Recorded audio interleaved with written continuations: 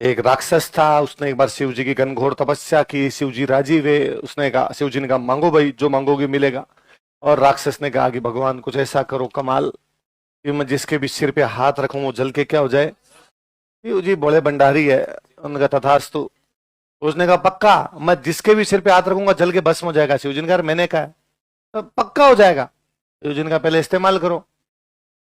तो उसने देखा कि यार किस पे इस्तेमाल करूं, किस पे करूं, कोई दिखाई नहीं, शिव जी दिखे। अब भाई शिव जी महाराज ने चप्पलें हाथ में ली। अब महाराज आगे, राक्षस उनके ऊपर से विष्णु भगवान ने देखा, यार दोस्तों चक्र में बढ़ गया भाई साहब। तो विष्णु भगवान एक बहुत सुंदर सी लड़की का रूप धारण करके, मोहिनी रूप, कौन सा, जो किसी को मोहित कर ले वो रूप कौन सा, और मोहिनी रूप धारण करके रास्ते के बीच में डांस करने लग गए। शिव जी को तो ना डांस दिखा और ना मोहिनी दिखी। पीछे मौत आती हो तो आदमी कुछ भी दिखता, पर राक्षस को दिख, राक्षस को लगा वरदान तो बाद में ही ट्राई कर लेंगे, 50 बरसा पानी पे डांस करने का मौका दोबारा मिलेगा। राक्षस ने मोहिनी रूप वाले भगवान विष्णु के साथ में डांस करना शुरू किया। जब नाम ही मोहिनी है तो मोहित ही करना था।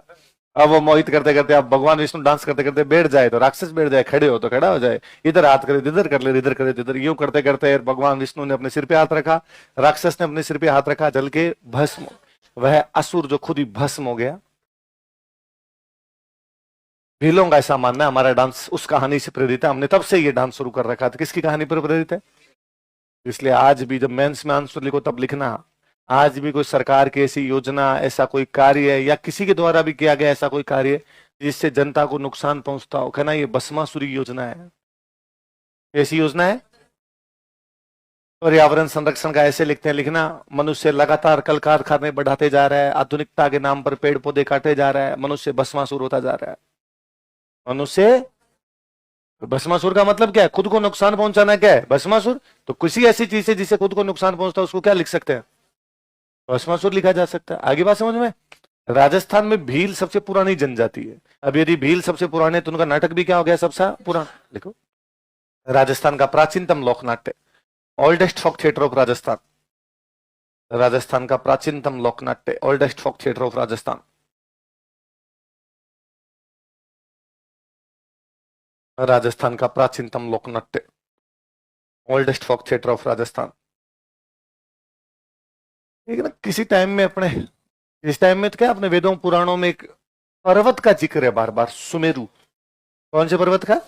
हमारे पुराणों में जिक्र आता है कि हमारा सबसे बड़ा कोई पर्वत है, तो पर्वत कौन सा है? भगवान कृष्ण कहते हैं, हे अर्जुन यदि तुम मुझे वेद समझते हो तो मैं सामवेद हूं, यदि तुम मुझे पेड़ समझते हो तो मैं पीपल हूं, यदि तुम मुझे पहाड़ समझते हो तो मैं। तो अपने सुमेरु के पहाड़ को सबसे ऊंचा माना गया। हालांकि अभी तक हम ये डिटेक्ट नहीं कर पाएगी एग्जैक्टली सुमेरु किसको कहा उन्होंने, पर सुमेरु पहाड़ सबसे ऊंचा। तब से एक ये पढ़ा कि यदि किसी की तुलना करनी है, किसी की महानता ग्रेटनेस दिखानी, तो उसकी तुलना किससे कर दो? सुमेरु से धीरे धीरे सूत उठ गया, अपने बोलने लगे। मैं कहूंगी लता मंगेशकर संगीत की सुमेरु है, सचिन तेंदुलकर क्रिकेट के तो सुमेरु से तुलना करने लगे। सुमेरु धीरे धीरे क्या हो गया? मेरु। तो मैं कहूं लोकनाट्यों का सुमेरु कौन सा है? गौरी। इसलिए गौरी का नाम पड़ गया मेरु लोकनाट्य। क्या नाम पड़ गया? और वो मेरु नहीं है, वास्तव में नाम तो क्या है? सुमेरु। और सू तो हटाई गया, अपने क्या हो गया? मेरु। मेरु का मतलब भी बाद में अपने पहाड़ हो गया। पहाड़ के लिए अपने वड़ी क्या जुमे लगे, इसलिए जैसल ने मेरु पर शहर बसाया, जैसल मेरु। फिर वो मेरु हटा तो क्या हो गया? मेर। अजय ने मेरु पर शहर बसाया, जिनके पीछे मेर लगा हुआ वो सारे शहर पहाड़ों में है। आई बात समझ में? लिखो,